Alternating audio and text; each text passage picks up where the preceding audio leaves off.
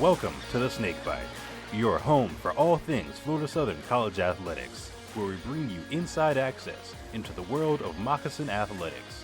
Here are your hosts, Andrew Pollen and George Connolly. Good afternoon and welcome to the Snake Bite. I'm George Connolly, and here's what the Mocs have been up to. The men's swim team started off the 2020 portion of their schedule with a win over Emory, who came in with the number 2 ranking across D3 programs.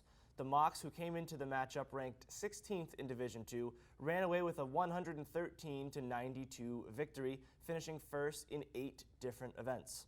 The team then dropped their matchup against number 6 Nova Southeastern by a final of 160-101, wrapping up their regular season home slate of meets.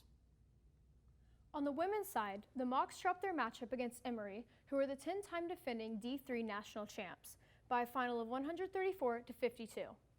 The Mocs dropped their senior day matchup against Nova by a final of 182.5-73.5.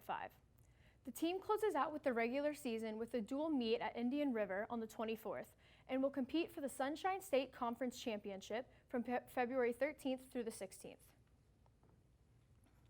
George, with the swim season coming to a close, what are your expectations for the Mocs over the next few weeks? I think when you look at both swim teams, you kind of have a tale of two different tapes. With the men's team, you have a lot of strong seniors. One of them notably being Matias Lopez, and last year they had obviously the national champ Matt Holmes. They have a great older team there with a lot of experience, so I expect a lot out of them throughout these next couple weeks as the season comes to a close. On the women's side, it's a bit of a different team. It's a lot of young talent, but still mature athletes nonetheless. So it'll be interesting to see them rise to the occasion as the season comes to a close.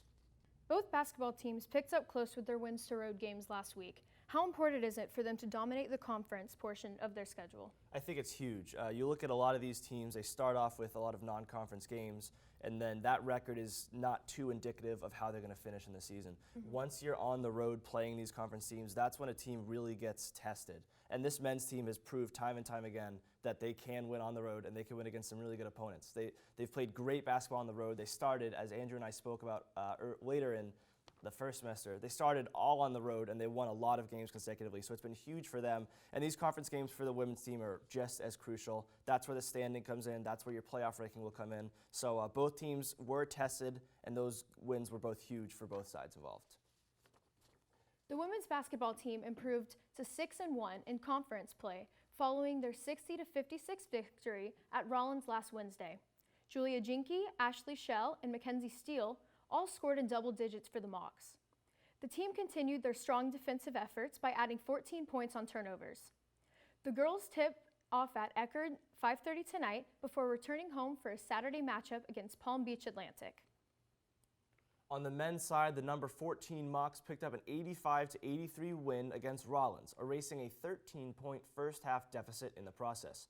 Jair Rogers led the Mocs with 20 points, while Brett Hansen, E.J. Damerville, and Jalen Hinton all scored in double-digit figures as well. The team takes on Eckerd tonight and PBA on Saturday following the women's matchups. The ice hockey team continues on with their spring schedule with a home game at 2 on Sunday against the Tampa Bay Wounded Warriors. The Mocs won the last matchup between the two teams by a final of 4-2. The JV baseball team kicks off their 2020 season with a doubleheader on Sunday against Advanced Prep Academy. First pitch at Henley Field is scheduled for 11 a.m.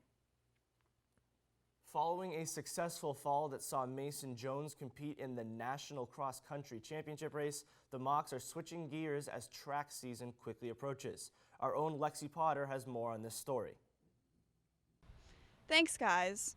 Coach, most of your team competes in cross country in the fall.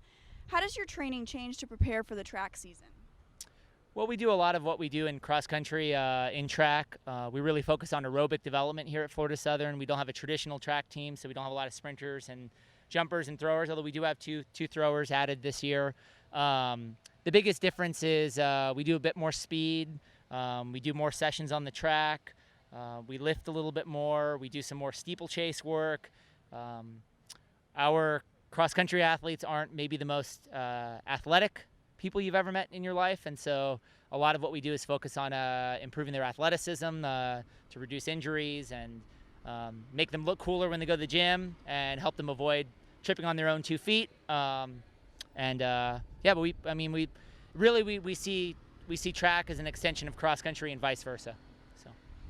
And your season kicks off next weekend at Embry-Riddle. What are some keys to starting off the season with a strong performance?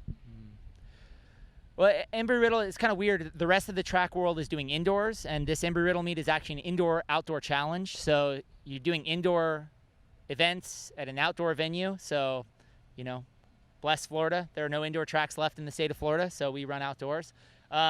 So I mean, we really are, the majority of our athletes are going to run the 3K, which is kind of like doing a baseline test for them, and we're really going to look for them to run smart races, controlled races, have a chance to compete for the first time, kind of see where they're at, and they'll run another 3K on February 22nd for our second meet. So it's going to give us kind of a before and after, kind of an easy way to track their progress. The meet after that is in Tampa is going to be the one where we really try to go after some 5K times to set us up for the rest of the year.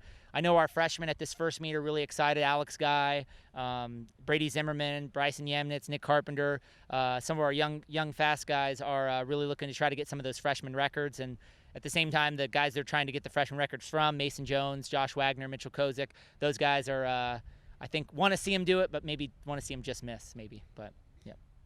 Thanks, Coach, and best of luck in the spring. Now back to the studio. Thanks, Lexi. The Mocs kick things off Saturday in Daytona. And that's all from us this week on The Snakebite. I'm George Connolly. And I'm Kenzie Council. We will see you next week.